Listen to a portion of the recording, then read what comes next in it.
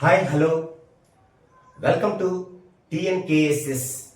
మన కళాకారుల మిత్రులందరికీ స్వాగతం సుస్వాగతం. మనము ఈ యొక్క ఆత్మీయ సమావేశం యొక్క ఉద్దేశం ఏంటంటే, వాస్తవంగా ఇది రెగ్యులర్ మీటింగ్ కాదు, ఒక ఆత్మీయ సమావేశం.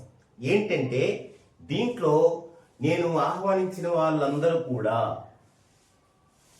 ఎవరంటే 4 క్రాఫ్ట్స్లో direction association, writers association, choreographers association, actors association, ఈ 4 గ్రూపుల్లో కూడా 4 క్రాఫ్ట్స్లో కూడా ఎవరైతే జనరల్ బాడీలో ఒక్కొక్క క్రాఫ్ట్లో 7 చొప్పున 4 ఏళ్ళు,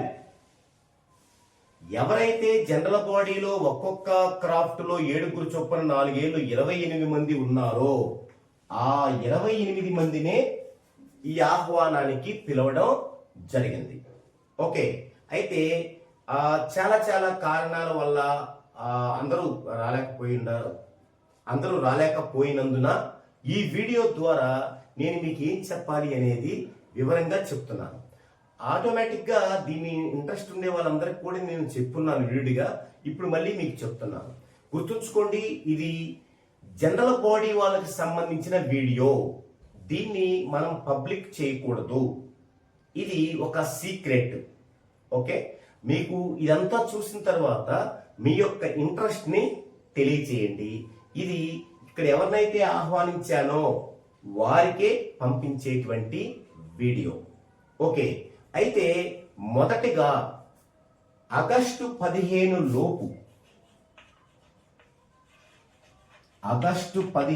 లోపు మొదటగా తెలుగు డ్రామా రచయితల అసోసియేషన్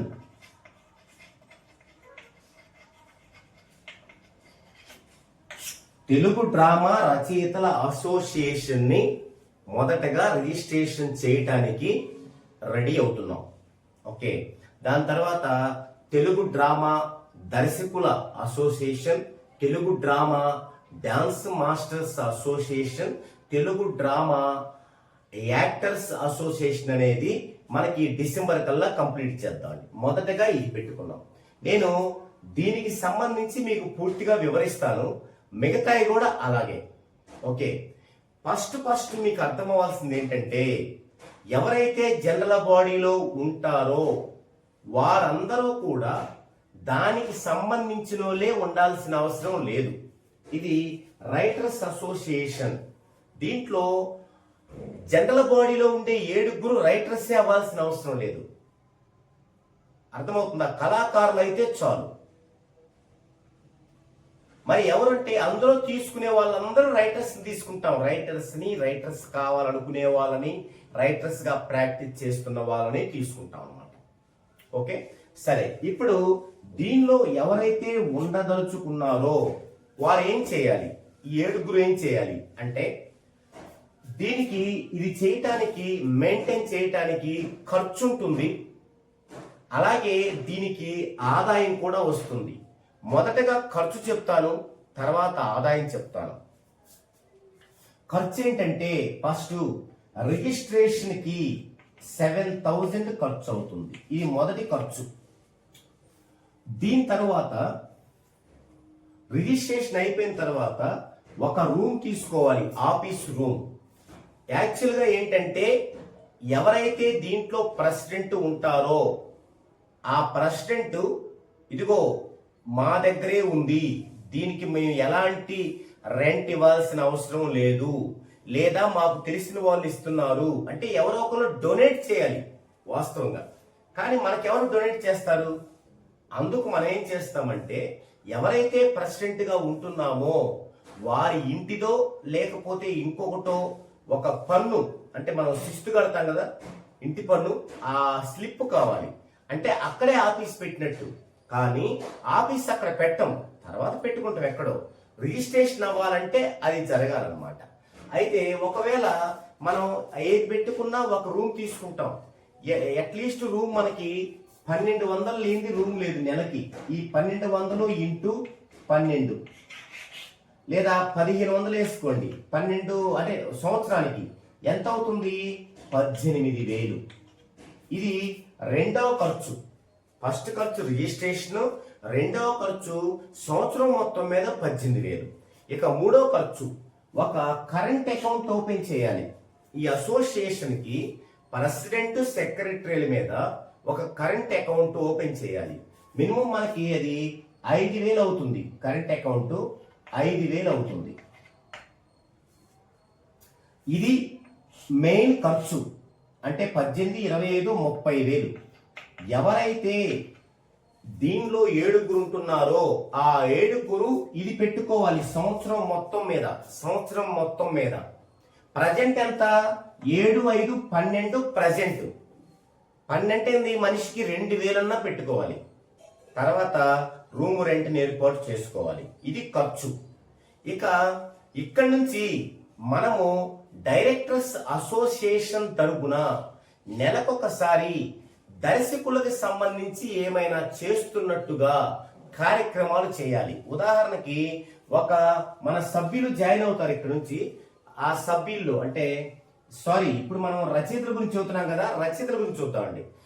మనకి అందరూ జాయిన్ అవుతుంటారు. అందులో ఒక రచయితకి ఒక ఇంట్లో ఫంక్షన్ ఉందనుకోండి, వారింట్లో ఆ ఫంక్షన్ కి మనం ఈ యొక్క తెలుగు డ్రామా రచయితల అసోసియేషన్ తరపున ఏదన్నా ఒక ప్రైజ్ ఇవ్వటం, లేదా ఒక రచయితకి ఆరోగ్యం బాగలేదు ఏదన్నా కొంత మనం సపోర్ట్ ఇవ్వటం, ఇవన్నీ ఒక సంవత్సరం పాటు చేస్తూ ఉండాలి.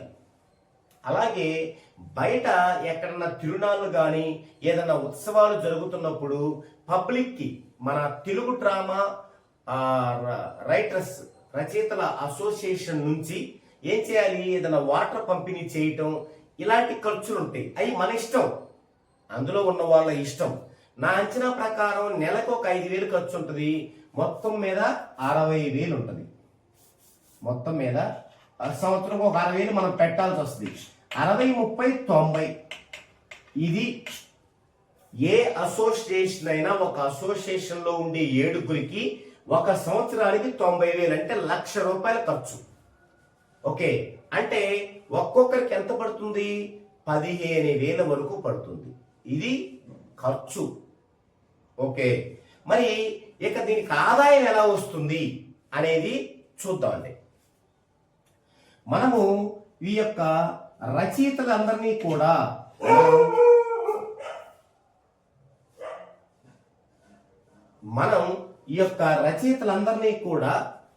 ఈ యొక్క అసోసియేషన్ లోకి ఆహ్వానిస్తాం.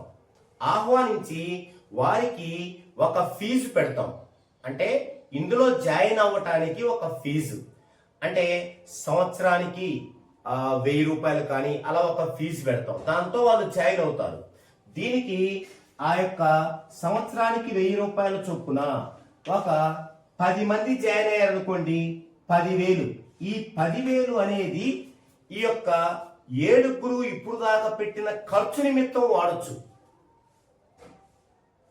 ఓకే, ఆ విధంగా ఒక 30 మంది వచ్చారనుకోండి, ఒక 30,000 అది ఖర్చు నిమిత్తం వాడచ్చు. అంటే ఆఫీస్కి ఎక్స్పెండిచరు ఇలా పెట్టిన ఖర్చుకి వాడచ్చు అనమాట. అవి అంతవరకు ఓకే. ఇంకేం ఆదాయం ఉంటది? ఈ విధంగా మన అసోసియేషన్ ని సాంస్కృతిక శాఖకి తెలియజేస్తాం. కల్చరల్ శాఖ ఉంటుంది మనకి గవర్నమెంట్ లో, దానికి తెలియజేస్తాం. అంటే నాటకం డ్రామాకి సంబంధించిన ఒక అసోసియేషన్ ఉంది అని వాళ్ళ దృష్టికి తీసుకెళ్తాం. అప్పుడు వాళ్ళు మనకి కార్డ్స్ అలాట్ చేస్తారు. కార్డ్స్ ఇప్పుడు మనం ఏం చేస్తాం? ఈ యొక్క రచయితల అసోసియేషన్ లో ఒక నిధిని ఏర్పాటు చేస్తాం. నిధి ఎందుకు? మనము ఫస్ట్ ఏం చేసాం? నెలకి ఒక 5,000, 4,000 ఏదైనా ఇబ్బంది ఉంటే మనమే ప్లాన్ చేసుకున్నాం. ఈ యొక్క జనరల్ బాడీలో ఉన్న 7 ఎప్పుడప్పుడు లెక్క రాసుకుంటాం ఎంత ఖర్చు పెట్టాం అనేది. ఇప్పుడు ఒక నిధిని ఏర్పాటు చేస్తాం. ఎందుకు? ఇది జీవితాంతం మనమే పెట్టలేం కదా, నిధిని ఏర్పాటు చేస్తాం. ఆ నిధిలో అమౌంట్ ఎలా వస్తుందంటే, వీరికి ఈ రచయితలు చేరే వాళ్ళకి కార్డు కావాలంటే, కార్డు అంటే గవర్నమెంట్ గుర్తింపు ఉంటుంది దానికి. కార్డు కావాలి అన్నోళ్ళు వాళ్ళు స్పెషల్ గా 5,000 3,000 మనం పెట్టుకుంటాం. అందులో ఉండి 7 మనం పెట్టుకుని తీసుకొని ఆ అమౌంట్ అంతా కూడా నిధిలో ఉంచుతాం. రచయితల నిధి, రైటర్స్ నిధిలో ఉంచుతాం. తర్వాత గవర్నమెంట్కి తెలియజేసిన తర్వాత గవర్నమెంట్ నుంచి కొన్ని ప్రోత్సాహక బహుమతులు వస్తాయి. ఎట్లా, మనకి సినిమా ఫీల్డ్ కనుక ప్రతి సంవత్సరం అవార్డులు ఎలా ఇస్తున్నారో రేపు మనకి డ్రామా కూడా అలాగే ఉంటది. రచయితల అవార్డు ఉంటది. ఒక్కొక్క అవార్డుకి కొంత నగదు బహుమతి ఉంటది. ఆ నగదు బహుమతి అనేది ఏ రచయితకైతే వస్తుందో ఆ రచయిత నుంచి మన నిధికి కూడా కొంత అమౌంట్ తీసుకుంటాం. ఇది ఒకటి గవర్నమెంట్ నుంచి వచ్చేది. తర్వాత ఈ నిధితో పాటు ఎవరైతే మనకి ఇందులో జాయిన్ అవుతారో సభ్యులు, వారిలో 2 భాగాలు చేస్తాం అనమాట. అంటే ఇప్పుడు ఇందులో ఉన్న 7 ఏ అవుతాం, లెవెల్ ఏ. మరి వాళ్ళలో 2 భాగాలు ఉంటాయి. అదేంటి, level B, level C. Level B, level C. Level B, level C ఇద్దరు కూడా 1000 రూపాయలతో వాళ్ళు సభ్యత్వం తీసుకోవటం అనేది కామన్. ఆ 1000 రూపాయలు ఖర్చు నిమిత్తం వచ్చేది. అలా కాకుండా వీరిలో ఎవరైతే ప్రతి నెల కొంత నిధికి ఏర్పాటు చేసుకుంటారో వారిని బిలో ఉంచుతాం. కొంత అంటే ఎంత, నెలకు 100 రూపాయలు చాలు. మనకి ఒక 30 మంది ఉన్నారనుకోండి, నెలకు 100 అంటే ఎంత వస్తాయి, ఒక నెలకి 3,000 ఈ నిధిలోకి వస్తాయి. కార్డు అమౌంట్ వస్తుంది, తర్వాత వీళ్ళు ఇలా పే చేసే అమౌంట్ వస్తుంది. అప్పుడు ఏమవుతుంది, ఈ యొక్క నిధి అనేది ఇంక్రీజ్ అవుతుంది, పెరుగుతుంది. 1 సంవత్సరం పాటు వాడాం. ఈ యొక్క 3,000 చొప్పున 36,000 ఈ నిధిలోకి వచ్చాయి. 1 సంవత్సరం పాటు 36,000.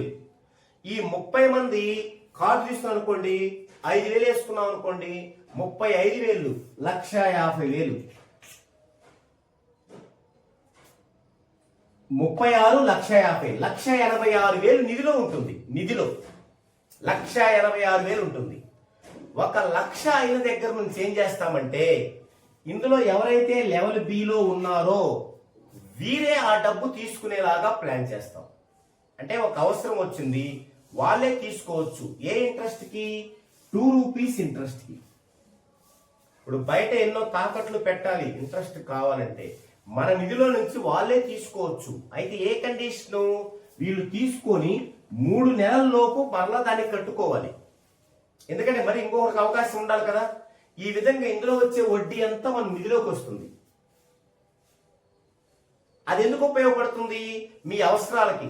మీరు పొలాలు వేసారు, పెట్టుబడి కావాలి, బయటికి పోతే 2 రూపాయల వడ్డీకి మీకు దొరకవు. ఏదో ఒకటి బంగారం ఏదో ఒకటి పెట్టాలి, కానీ మన దగ్గరే ఉన్నాయి. లేదు, మనకు ఒక ప్రాబ్లం వచ్చింది, ఒక రైటర్ కుటుంబంలో ఒక వ్యక్తికి ఏదో సీరియస్ గా ఉంది, అతనికి 1,00,000 రూపాయలు కావాలి, చక్కగా దీనిలో తీసుకోవచ్చు. ఒక 3 నెలల్లో అతను దాన్ని తీర్చవచ్చు. ఓకేనా. ఇలా మనం నిధిని ఏర్పాటు చేస్తాం. బాగా ఇబ్బందికర స్థితి కనుక జరిగిందనుకోండి, వాళ్ళకి డొనేట్ చేయాలన్నా దీంట్లో కొంత చేస్తాం, కొంత బయట నుంచి డొనేట్ చేపిస్తాం. అంటే మన యొక్క సంక్షేమం, సంఘం యొక్క సంక్షేమాన్ని ఏర్పాటు చేసుకుంటాం. అలా ఏర్పాటు చేసుకొని ముందుకెళ్తున్న నేపథ్యంలో ఇప్పుడు డ్వాక్రా వాళ్ళకి ఎలాగైతే లోన్స్ ఇస్తున్నారో మన సంఘానికి కూడా ఒక కరెంట్ అకౌంట్ ఉంది కదా. మనం ప్రతిదీ బ్యాంక్ ద్వారానే ట్రాన్సాక్షన్ జరిగిద్ది. అప్పుడు ఆ బ్యాంకు వాళ్ళు మన దగ్గర 1,80,000 ఉంది, అది ఇంకా పెరిగిద్ది. ఒక 3 లక్షలు మన నిధిలో ఉందనుకోండి, బ్యాంక్ మేనేజర్ పిలుస్తారు. మరి మన నిధిలో ఉందంటే బ్యాంకులోనే కదా ఉండేది. పిలిచి ఆయన కొంత లోన్ని పావలా వడ్డీకి ఇస్తారు, డ్వాక్రా వాళ్ళకి ఇచ్చినట్టు. అది కూడా తెచ్చి నిధిలో పెట్టుకుంటాం, అవసరమైన వాళ్ళు తీసుకోవచ్చు. ఈ విధంగా చేయడం వల్ల మన సంక్షేమం అనేది అభివృద్ధి చెందుతుంది. అయితే ఇక అసలు విషయానికి వస్తాను. మరి ఇప్పుడు దీనికి ఇలా పెరుగుతున్న కొద్దీ మన యొక్క అసోసియేషన్కి డొనేషన్లు వస్తాయి. డొనేషన్లు, ఒక వ్యక్తి 1,00,000 రూపాయలు ఇచ్చాడు అనుకోండి, డొనేషన్ ఇస్తే మనం ఏం చేస్తాం, ఇప్పుడు దాకా మనం పెట్టాం కదా, 7 పెట్టారు కదా ఖర్చు, అదంతా రాసుకుంటాం కదా. అలాగే బయట ఏదన్నా తిరునాళ్ళప్పుడు వాటర్ పంపిణీ చేసి అక్కడ 1000 రూపాయలు అయిందనుకోండి, 30,000 రాసుకుంటాం మనం అయినట్టు. ఇప్పుడు ఎవరన్నా డొనేషన్ ఇచ్చినప్పుడు అందులో నుంచి మనం ఎంతైతే రాసుకున్నామో అది తీసేసుకుంటాం. 7 లెవెల్ ఏలో ఉండి 7 తీసుకొని మిగిలింది నిధిలో వేస్తాం. అంటే లెవెల్ బికి నిధి ఉంటుంది, అలాగే లెవెల్ సికి కూడా నిధి ఉంటుంది, కార్డు తీసుకొని వాళ్ళకు కూడా నిధి ఉంటుంది. అంటే వాళ్ళ స్థాయి వాళ్ళకు ఉంటుంది అనమాట. అవన్నీ ఇంకా డీటెయిల్గా మనం మాట్లాడుకుందాం. వాస్తవంగా మీరు అందరూ వచ్చుంటే నేను క్యాల్కులేషన్తో సహంగా బాగా చెప్పేవాడిని. ఓకే, ఈ విధంగా అంచెలంచెలుగా అభివృద్ధి చెందుతున్న క్రమంలో మనము గవర్నమెంట్ ని డిమాండ్ చేస్తాం. ఒక పొలిటికల్ లీడర్ ద్వారా మనం డిమాండ్ చేస్తాం. ఏమని? మాకు ఒక స్టేడియం కావాలి, ఒక ఆఫీస్ కావాలని. అప్పుడు మన యొక్క రాజధానిలో అమరావతికి దగ్గరలో ఏమన్నా గవర్నమెంట్ స్థలాలు ఉంటే వాళ్ళు మనకి కేటాయిస్తారు. ఈ విధంగా కేటాయించినవే పద్మాలయ స్టూడియో హైదరాబాద్ లో, అన్నపూర్ణ స్టూడియో ఈ విధంగా కేటాయించినవి. అంటే ఒక 10 రూపాయలు విలువ చేసేదాన్ని 10 పైసలకి ఇస్తారు. ఆ టైంలో మనము దాన్ని కొనుక్కుంటాం. ఎందుకంటే మన నిధిలో డబ్బులు ఉన్నాయి కదా, కొనుక్కుంటాం. కొనుక్కొని దానిలో నుంచే మనం ఇళ్ల స్థలాలకి కేటాయించుకుంటాం. ఇప్పుడు చిత్రపురి కాలనీ ఉంది, ఇది హైదరాబాద్ లో. ఈ విధంగా చేసుకున్నదే చిత్రపురి కాలనీ లాగా రేపు మనం ఒక రాజధానిలో ఇట్లా కట్టుకోవచ్చు మనం. అంటే ఇన్ని సౌకర్యాలు రావాలంటే ఇది మొదటి అడుగు, తొలి మెట్టు. నేను మీకు కంప్లీట్ గా ఇంకా బాగా వివరంగా చెప్పలేకపోయి ఉండొచ్చు, కానీ నా ఇంటెన్షన్ మీకు ఈ వీడియో ద్వారా అర్థమైందని భావిస్తున్నాను. సరే, ఇకపోతే ముగిద్దాం, ఫైనల్కి వద్దాం. అంతా బాగానే ఉంది. మొదట మనం ఖర్చు పెట్టుకోవాలి కదా. మనకున్నటువంటి దౌర్భాగ్యం ఏంటంటే, ఎందుకు మనం వెనకబడి ఉన్నామంటే కళాకారులు మనం ఎక్కడ ఖర్చు పెట్టాం. ఎందుకు? ఎవడన్నా ఒకడు నాలాంటోడు చేస్తే నువ్వు చెయ్యి, మేము నీ తోడే ఉంటాం అంటారు. ఇదే ఫస్ట్ నుంచి ఉన్న పరిస్థితి అదే. దానివల్ల నాలాంటోడు ఏం చేస్తాడు? వాడే ఎదుగుతాడు, ఇంకా మిగతా వాళ్ళు ఎదగరు. ఇప్పుడు నేను అందరూ ఎదగటానికి నేను అవకాశం ఇస్తున్నాను. ఇప్పుడు కూడా నేనే చేసుకుంటాను. మీరు నామకే వాస్తు ఉండొచ్చు, కానీ మీరు లీడర్ లాగా ఉంటానని నేను ప్రయత్నిస్తున్నాను. సరే, అయినప్పటికీ మరి నాకు వీలు పడదండి, ఏదో బాధ్యతలు, కుటుంబ బరువులు ఇవన్నీ ఉన్నాయి, మాకు కట్టుకోవటం వీలు పడదు, అయినా ఉండొచ్చు. నేను నా సిస్టమ్ మీకు నచ్చింది, మీరు 7 ఉండొచ్చు. ఉండి ఏం చేయాలి? మీరు రూపాయి డబ్బులు కట్టాల్సిన అవసరం లేదు. ఈ లెవెల్ బి లెవెల్ సి వాళ్ళు 1000 రూపాయలు కడతారు కదా సంవత్సరానికి, అది కూడా కట్టొద్దు, నేను కట్టుకుంటాను. వీళ్ళు కార్డుకి 4000 5000 కడతారు కదా, అది కూడా కట్టొద్దు, నేను కట్టుకుంటాను. మరి మీరేం చేయాలి? ఎక్కడ సంతకాలు పెట్టమంటే అక్కడ పెట్టాలి. నాకు రేపు ఇలా కేటాయించగా నాకు కొంత డబ్బులు వచ్చాయి, 1 లక్ష 2 లక్షలు 10 లక్షలు వచ్చాయనుకోండి, 9 లక్షలు నా జేబులో వేసుకుంటాను, 1 లక్ష రూపాయలు ఖర్చు పెడతాను. అది నాకు ఇష్టమైతే దాన్ని మీరు డిమాండ్ చేయకూడదు. ఇలా గనక మీకు ఇష్టమైతే మీరు ఎలాంటి ఖర్చు పెట్టుకోకుండా జనరల్ బాడీలో ఉండొచ్చు. లేదు, అప్పుడేంటి, ఏం జరుగుతుంది మనీ పరంగా అనేది మీకు చెప్పను. లేదు, మేము ఖర్చు పెట్టుకుంటాం, వచ్చే ఆదాయం కూడా కావాలి అంటారా? వెల్కమ్. ఇలా వస్తున్న పర్సనే పతకమూరి అంకమ్మరావు నాయుడు గారు. ఆయన నేను ఖర్చు పెట్టుకుంటాను, వచ్చే ఆదాయాన్ని అందరితో పాటే తీసుకుంటాను, తర్వాత కళాకారుల సంక్షేమానికి కృషి చేస్తాను అన్నారు. కాబట్టి ఆయనతో కలిసి నేను తెలుగు డ్రామా రైటర్స్ అసోసియేషన్ ని రిజిస్టర్ చేయబోతున్నాను. మీకు ఎవరికైనా ఇంట్రెస్ట్ ఉంటే అదా ఇదా, డబ్బు ఖర్చు పెట్టుకోనైనా సరే అంటారా, డబ్బు ఖర్చు పెట్టుకోలేము ఉంటారంటారా? ఉండొచ్చు. ఎవరు ఉన్నా 2 సంవత్సరాలే మనం ఉండేది. ఆ తర్వాత మనం ఎవరైతే సభ్యుల్ని తీసుకున్నామో వాళ్ళు ఎన్నుకుంటారు, వీళ్ళందరికీ ఓటు హక్కు ఉంటుంది. ఇక 2 ఏళ్ళ తర్వాత మన చేతిలో ఉండదు. మనం మంచి పనులు చేస్తేనే మనల్ని ఎన్నుకుంటారు, లేదంటే ఇంకొకరు వస్తారు మళ్ళా. కానీ ఈ నిధి అలాగే ఉంటుంది. ఎవరు వచ్చారో వాళ్ళ హ్యాండ్ ఓవర్లోకి వెళ్ళింది నిధి. వాళ్ళ హ్యాండ్ ఓవర్లో మళ్ళీ రెండేళ్లకు ఒకసారి ఎన్నికలు జరుగుతూ ఉంటాయి. ఓకే, ఈ ఇప్పుడు చెప్పిన విషయాలన్నీ అందరికీ విడిగా చెప్తూ వచ్చాను ఇంట్రెస్ట్ ఉన్న వాళ్ళకి. ఆ విధంగా చెప్పినప్పుడే రైటర్స్ అసోసియేషన్ కి పతకమూరి అంకమరావు నాయుడు గారు, అలాగే యాక్టర్స్ అసోసియేషన్ కి నన్నం సన్నీ గారు వీళ్ళు ముందుకు రావడం జరిగింది. ఓకే, అయినా ఇంకొకసారి అందరికి వివరంగా ఉంటుంది. ఏది జనరల్ బాడీలో ఉండే వాళ్ళ కోసమే ఇది. నేను ఇది పంపిస్తాను, ఇది చూసుకోండి. మీరు జనరల్ బాడీలో ఉంటారా ఉండరా అనేది డిసైడ్ చేసుకోండి. First point. రెండో పాయింట్, జనరల్ బాడీలో ఉంటూ ఎంత ఖర్చు అయితే అంత పెట్టుకుంటారా, ఆ తర్వాత ఆదాయాన్ని తీసుకుంటారా అనేది చెప్పండి. అప్పుడేంటి, ప్రతి ట్రాన్సాక్షన్ మీకు చెప్పాల్సిన అవసరం ఉంటుంది. లేదు ఇప్పుడు 7 ఉన్నారు, ఇద్దరమే ఉన్నాం, సిరిసగం పెట్టుకుందామా, వచ్చింది సిరిసగం తీసుకుందామా, లేదు నేను ఉంటాను కానీ సగం పెట్టుకోలేను, ఒక్కలదే పెట్టుకుంటాను. పెట్టుకోండి. 7 6 నేను పెట్టుకుంటాను, రేపు వచ్చే ఆదాయాలు 6 వాటాలు నేను తీసుకుంటే 1 వాటా మీకు ఇస్తాను. ఓకే, ఈ విధంగా ఉంటుంది. కాబట్టి ఇప్పుడు ఉన్నటువంటి నేను ఎవరికైతే పంపిస్తానో వాళ్ళు ఈ ఇంట్రెస్ట్ ఉన్న వాళ్ళు ఇది చూడండి. అయితే మన తెలంగాణ మిత్రులు నేను కోరేది ఏంటంటే, పల్నాడులో కానీ బయట కానీ సర్టిఫికెట్ డాన్స్ మాస్టర్స్ లేరు. మనకి అమరపోయిన సురేష్ ఉన్నారు, సర్టిఫైడ్ డాన్స్ మాస్టర్ అతను. మీరు గనక తెలుగు డ్రామా డాన్స్ మాస్టర్ అసోసియేషన్ని కంప్లీట్గా మీ సమక్షంలోనే ఉంటే, అంటే నేను పెట్టి అందులో మీరు చేరటం కాదు, అది మీ సమక్షంలోనే ఉంటే, అఫ్కోర్స్ నేనుంటాను 7 కావాలంటే, ఉండకపోయినా నేను సలహా ఇస్తాను, మొత్తం నేనే చేపిస్తాను, కాదండి నేను ఉంటాను. ఉంటే రేపటి రోజున ఇప్పుడు ఆంధ్ర తెలంగాణ గనక సినిమా ఫీల్డ్లో విడిపోయినట్లు ఇక్కడ కూడా మేము ఎంతకాలం జీవించి ఉంటాం. ముందు ముందు ఇబ్బంది అయితే మీకంటూ ఒక గట్టిదనం ఉంటుంది, అది మీ ఇష్టం. లేదులేబ్బా మీరు పెట్టండి, మేము జనరల్గా మీ దాంట్లోనే ఉంటాం, డైరెక్ట్ దాంట్లో ఉంటాం అట్లా అంటారా, మీ ఇష్టం.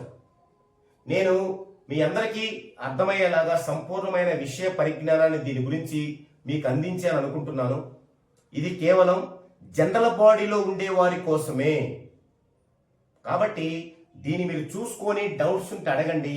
దీన్ని పబ్లిక్ చేయొద్దు, అంటే నష్టం లేదు, కానీ ఎందుకు పబ్లిక్ వరకు వెళ్ళటం? ఇది మంద కాబట్టి, ఈ జనరల్ బాడీ మెంబర్స్ కాబట్టి. ఓకే, ఇది ఈ యొక్క వీడియోలో సారాంశం. Okay, thank you.